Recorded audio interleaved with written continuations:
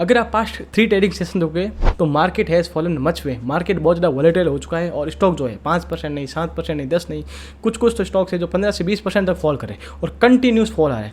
जो देखोगे कि जो भी स्ट्रेटेजी थी, जो भी जिस प्रकार की स्ट्रेटेजी थी, वो कोई भी स्ट्रेटेजी अप्लाई नहीं हो रही, क्योंकि जो मार्जिन है वो जो फ्यूचर के वो बहुत ज़्यादा बढ़ चुके हैं, प्रीमियम है बहुत ज़्यादा हाई है, मूवमेंट बहुत ज़्यादा आ रहा है। सिर्फ और सिर्फ हम लोग प्राइस को ही देख पा रहे हैं, ट्रेड नहीं ले पा रहे हैं। लेकिन जो स्टॉक्स है कैश में वो सबसे बड़ा इंपॉर्टेंट है, क्योंकि उनमें कुछ चेंज नहीं आ रहे, उनकी प्राइस में एक एक्चुअल चेंज आ रहा है। तो वो एक चीज़ समझना ज़रूरी है कि एज ए इन्वेस्टर और एज ए ट्रेडर हमें इस करंट सिचुएशन को एक्सेप्ट करना होगा, और जो भी by seeing all the current situation हमें चीज़ों को फोरकास्ट करने की ज़रूरत है, एनालाइज करने की ज़रूरत है। तो इस वीडियो में आपको डीपली डिस्कशन करने वाले हैं किस प्रकार से हमें करंट सिनेरियो को समझना है, और कुछ सिचुएशन हम बनाएंगे कि अगर एनडीए की सरकार बनती तो उस केस में क्या चीज़ें हो सकती हैं और किस प्रकार से बन सकती है, या फिर इंडिया अलायंस की सरकार बनती तो उस प्रकार से उसमें क्या चीज़ें अफेक्ट कर सकती है। तो उन सारी चीज़ों के बारे में इस वीडियो में हम लोग डीपली डिस्कशन करने वाले हैं। So be with me till the end. सबसे पहले हम बात करें करंट सिनेरियो की, तो उस केस में देखोगे कि एनडीए की जो मेजोरिटी आ रही है नो डाउट, लेकिन कोई सिंगल पार्टी है जैसे कि बीजेपी की एक्सपेक्टेंसी थी फ्रॉम द एग्जिट पोल, और अच्छा खासा आप देखोगे 90-95% लोग जो है ये एक्सपेक्ट कर रहे थे कि जो बीजेपी की गवर्नमेंट है आराम से बन जाएगी, क्योंकि गवर्नमेंट ने अच्छा खासा काम किया और जो भी इनका कंपेनिंग था बहुत ज़्यादा अच्छा था। लेकिन जो ग्राउंड रियलिटी बहुत ज़्यादा डिफरेंट थी फ्रॉम द आप देखोगे कि सोशल मीडिया पे। तो उस केस में अगर आप देखोगे कि जो एनडीए की है मेजोरिटी नो डाउट आई है, लेकिन इंडिया अलायंस जो है जो एक अच्छी खासी उन्होंने टक्कर दी है। बट अभी तक सिचुएशन देखेगा कि नॉर्मल नहीं हुई है, क्योंकि ऐसा एक्सपेक्ट लग रहा है कि जो एनडीए जो है सरकार बनाने वाली है और जो पीएम मोदी है अगेन वापस प्राइम मिनिस्टर बनने वाले हैं। तो ये एक्सपेक्टेशन तो अच्छी खासी है, बट लेकिन ये रियलिटी होगी या नहीं होगी ये आने वाला समय ही बताएगा। अब इसमें कुछ चीज़ें हैं जैसे कि क्योंकि एनडीए की गवर्नमेंट बन रही है, बीजेपी की नहीं बन रही है। एनडीए भी अलायंस में सबसे बड़ी पार्टी आप देखोगे इसमें तो बीजेपी आ रही है, जिसकी 240 सीट आई है। अब नेक्स्ट वन जो सबसे बड़ी पार्टी आ रही है वो आ रही है अपने तेलुगु देशम, जो कि ओडिशा के वेंकटेश नायडू सर की पार्टी है, और उन्होंने अभी रिसेंटली स्टेट इलेक्शन भी जीते हैं और एक अच्छी खासी क्लियर मेजोरिटी के साथ जीते हैं। और नेक्स्ट वन जो सबसे बड़ी पार्टी है वो आ रही है आपके जनता दल यूनाइटेड। तो उसमें जो नीतीश कुमार है बिहार के, उनकी पार्टी है, वहाँ पर उनका स्टेट में भी गठबंधन है बीजेपी का और उनका। तो अब इन सिनेरियो को देखें तो नो डाउट जो गवर्नमेंट है वो मेजोरिटी है जो इसकी आ रही है फ्रॉम द एनडीए। लेकिन इंडिया अलायंस है कहीं ना कहीं जो एक्सपेक्ट करती है या फिर आप कह सकते कोशिश कर सकती है कि जो भी इनके गठबंधन है वो अपनी तरफ ले। क्योंकि अगर हम थोड़ा पास्ट देखें वेंकटेश नायडू सर की पार्टी का और जो इनकी जनता दल की पार्टी है नीतीश कुमार वाली, तो उस केस में आप देखोगे कि वो पहले इंडिया जो भी कांग्रेस है उनके साथ गठबंधन कर चुकी है, और अपकमिंग टाइम में ऐसा लग तो नहीं रहा है, क्योंकि इसके सिनेरियो बहुत ज़्यादा कम है। अब इसके रीज़न क्या है कि एक तो ये हो गया कि जो आप अगर नीतीश कुमार की बात करें तो उस केस में जो उनका जो गठबंधन है स्टेट इलेक्शन में है, वहाँ पर एज ए सीएम है, तो वहाँ पर बीजेपी की भी सपोर्ट है। लेकिन जो आप अगर देखोगे अगेंस्ट में, और उसके अलावा देखोगे वेंकटेश नायडू वाले सर के केस में, तो उस केस में उनकी भी पार्टी का भी गठबंधन है। वो जब अभी जो लोकसभा के चुनाव हुए थे उसके अलावा वहाँ पर स्टेट इलेक्शन भी हुए थे, तो वहाँ पर उन्होंने गठबंधन करके ही बीजेपी के साथ में इलेक्शन लड़े थे। तो वहाँ पर कहीं ना कहीं मोदी के चेहरे का भी इन्फ्लुएंस था, वहाँ से उन्होंने इतनी अच्छी खासी मेजोरिटी गेन की है। तो ये भी एक अच्छा खासा रीज़न है।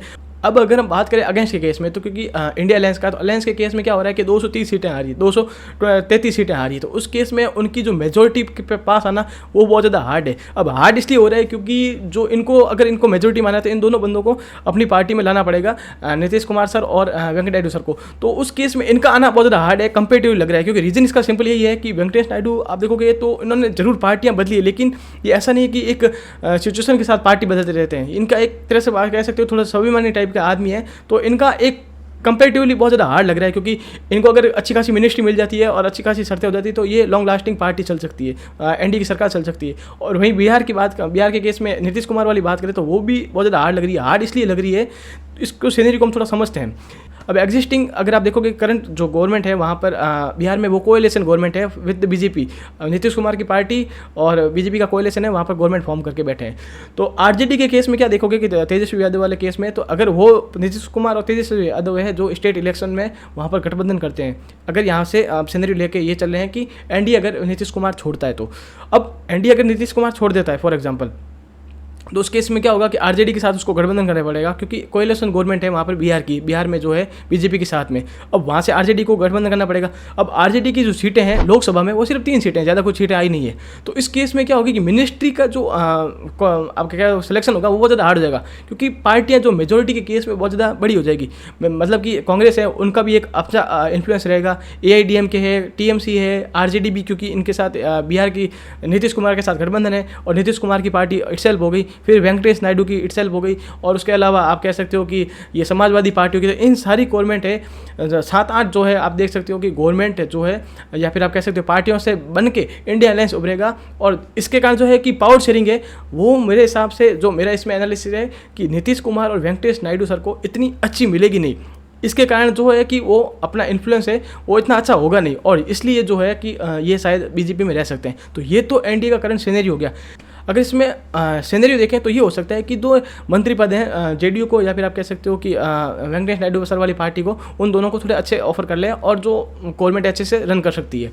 अब हाइपोथेटिकली अगर देखें तो इंडिया अलायंस पावर में आ जाती है, तो उस केस में जो है मार्केट जो है ब्लड बाथ हो सकता है।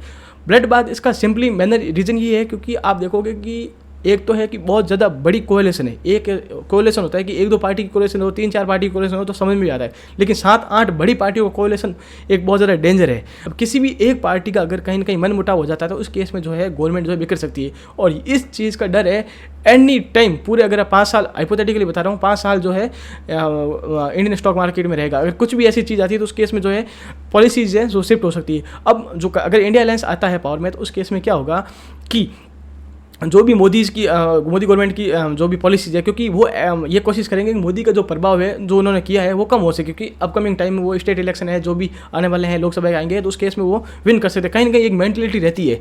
अब वो शायद उन चीज़ों को चला नहीं पाए। अब फॉर एग्जाम्पल मान लीजिए कि वो मेक इन इंडिया को इतना पुश नहीं देते, तो उस केस में जो मेक इन इंडिया से रिलेटेड स्टॉक्स है या फिर आप कह सकते हो PLI स्कीम्स है, उनमें इफेक्ट हो सकता है कहीं ना कहीं, या फिर वो कुछ अपने हिसाब से लेके आए तो वो एक इफेक्ट करेगा, वो एक मेजर पॉलिसीज पे इफेक्ट करेगा। क्योंकि PLI स्कीम के कारण जो है बाहरी इन्वेस्टमेंट है बहुत ज़्यादा आ रहा है, तो इसमें जो इन्वेस्टर है FIs का है वो कहीं ना कहीं एक कह सकते हो मेंटलिटी है वो बहुत ज़्यादा खराब हो जाएगी, उनका जो देखने का पर्सपेक्टिव है वो बहुत ज़्यादा खराब हो जाएगा। अब हम बात करें कि अगर हम रिसेंटली देखें तो जो स्टॉक्स जो है सबसे ज़्यादा टूट रहे हैं, आप एक फर्स्ट ऑफ ऑल देख सकते हैं PSU स्टॉक जो भी गवर्नमेंट से रिलेटेड है, इसके बारे में बात करेंगे। एक डिफेंस के स्टॉक है, बहुत ज़्यादा टूटे हैं डिफेंस के स्टॉक। आप मैक्सगांव देख लो, HCL देख लो, भारी भरकम शॉर्ट, मतलब आप कह सकते हो कि डाउन आए स्टॉक्स। और थर्ड चीज़ है कि रेलवे स्टॉक से हो गए, या फिर आप कह सकते हो कि जो भी रिन्यूएबल सेक्टर हो गया, इन सारे स्टॉक्स जो है बहुत ज़्यादा अच्छे गिरे।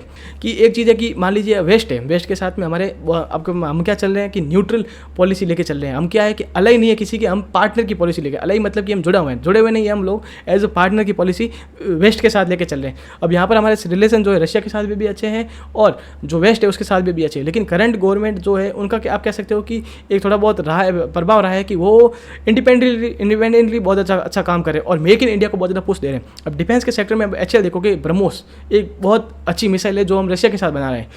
इससे पहले क्या हो रहा था कि हम जो चीज़ें हैं वो सिर्फ और सिर्फ इंपोर्ट कर रहे थे, बना कुछ नहीं रहे थे इंडिया से, क्योंकि वो वेस्ट जो है हमें टेक्नोलॉजी शेयर नहीं कर रहा था। लेकिन आप रशिया देखोगे तो वो फंसा हुआ है कहाँ, रशिया यूक्रेन क्राइसिस में, तो वहाँ पर उसके कारण जो है हम थोड़ा बहुत न्यूट्रल स्टांस रख रहे हैं वहाँ पे, क्योंकि वर्ल्ड जो है अगेंस्ट में, लेकिन वहाँ पर हमारी क्या पॉलिसी है, रशिया के साथ में न्यूट्रल पॉलिसी है। तो उसके कारण जो है वो हमें थोड़ा बहुत अच्छा डिस्काउंट में ऑयल भी दे रहा है, डिफेंस के सेक्टर में भी बहुत ज़्यादा अच्छी धीरे धीरे कोऑपरेशन कर रहा है। तो वो चीज़ें कहीं ना कहीं HCL जैसे स्टॉक्स को कंपेयर कर रही है। आप देखोगे कि पास्ट कुछ टाइम से स्टॉक जो है बहुत ज़्यादा अच्छा मूवमेंट किया है। स्टॉक से मूवमेंट क्यों किया है कि इसको अच्छा बिजनेस भी मिल रहा है, फर्स्ट चीज़ है। सेकंड चीज़ है कि इसके बाद जो बिजनेस है कंटिन्यूसली इसका प्रॉफिट भी बहुत ज़्यादा अच्छा बढ़ रहा है। तो ये जो इफेक्ट है ये कहीं ना कहीं गवर्नमेंट से ही आ रहा है, गवर्नमेंट को जो करंट गवर्नमेंट है बीजेपी की उसके रीजन से ही आ रहा है। तो ये एक चीज़ है कि किस प्रकार से चीज़ें काम करती है।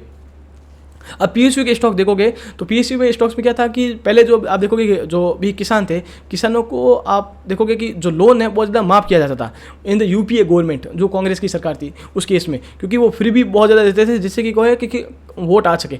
लेकिन जो आप करंट गवर्नमेंट में देखोगे तो बहुत ज़्यादा रेयर हुआ है कि उन्होंने लोन माफ़ किया, ऐसा कुछ किया नहीं है। अब लोन माफ़ नहीं किए तो जो PSU है स्टॉक्स है जैसे कि SBI हो गया, बैंक ऑफ बड़ौदा, जो भी ये गवर्नमेंट के स्टॉक्स है, बैंक्स है, उनकी जो बैंक्स की स्टॉक्स जो है बहुत ज़्यादा बढ़े हैं, क्योंकि NPA उनके कम हुए हैं, उन्होंने इतने खराब NPA दी नहीं है। और जो इंसॉल्वेंसी वाले जो एक्ट लेके आई थी जिसमें कि आप सारी चीज़ें बेच के अपना पैसा रिकवर कर सकते हो, तो ये जो फॉर्म ये चीज़ें हैं कहीं ना कहीं इम्पैक्ट करती है। अब कहीं अगर आने वाले समय में फ्री भी स्टार्ट करती है वापस जो लोन माफ हो गया, तो उस केस में ज़रूर इसका इम्पैक्ट जो है NPA पे और जो गवर्नमेंट स्टॉक्स है उन पर पड़ने वाला है, नो अनडाउटेडली। अगर 7-8 पार्टियां बन के अगर गवर्नमेंट बनाती है तो ये एक क्या है कि फॉरेन इन्वेस्टर हैं वो भी एक बहुत ज़्यादा ख़राब तरीके से देखेंगे, क्योंकि आप देखोगे कि इन रिसेंट टाइम्स जो है पास्ट 10 ईयर से FDI इंडिया में बहुत ज़्यादा अच्छा है। रीज़न यही है क्योंकि यहाँ पर जो गवर्नमेंट है स्टेबल है, और FIIs या FDI है वो इंडिया में बहुत ज़्यादा इंपॉर्टेंट है, क्योंकि ये जॉब क्रिएशन वगैरह बहुत ज़्यादा कह सकते हो कि साथ में लेके आती है। सिर्फ और सिर्फ ऐसा नहीं है कि पैसा लेके आती है, तो ये चीज़ें होती है। ये चीज़ जो है कहीं न कहीं आप देखोगे कि 7-8 पार्टी अगर बन के गवर्नमेंट बनाती है, तो उस केस में ऐसा भी नहीं है कि बीजेपी चुपचाप बैठी रहेगी। वो हर तरीके से अटेम्प्ट लगाएगी कि उस गवर्नमेंट को गिरा सके और अपनी गवर्नमेंट बना सके। ये वो उनका जो प्रैक्टिस है वो कंटिन्यूस होती रहेगी। और 240 सीटें हैं ये 272 में से, तो ऐसा नहीं हो सकता कि बिना बीजेपी के गवर्नमेंट बन जाए। ऐसा होना नेक्स्ट टू इम्पॉसिबल है, ऐसा मेरा सिनेरियो है। अगर हम क्लियर चीज़ देखें तो अगर ये होता कि जो गवर्नमेंट है वो सिर्फ और सिर्फ कांग्रेस बनती, ना कि बीजेपी की नहीं बन के सिर्फ और सिर्फ सोलो गवर्नमेंट कांग्रेस की बन जाती, तो उस केस में जो इतना इम्पैक्ट जो है ज़्यादा नहीं होने वाला था। क्योंकि ठीक है, एक स्टेबल गवर्नमेंट बनती है तो एक डिसिप्लिन के साथ में अच्छा काम होता है। अब यही चीज़ है कि जो एफआईज को या फिर आप कह सकते हो एफडीआई को पसंद आती है। तो ये मेरा एनालिसिस था। होप दैट कि जो अपकमिंग टाइम में वो अच्छा हो और वी मेक मनी एंड पैसा जाए तो कोई दिक्कत नहीं है, लेकिन गवर्नमेंट स्टेबल आनी चाहिए। क्योंकि यही चीज़ें हैं जो अच्छी लॉन्ग टर्म पॉलिसी लाती है, टैक्सेस लाती है और अच्छी कह सकते हो डेवलपमेंट लेके आती है। तो ये मेरा एनालिसिस था regarding the stock market. I hope you guys like it, and अगर आपको पसंद आया please hit the like button and subscribe my channel. Have a great day.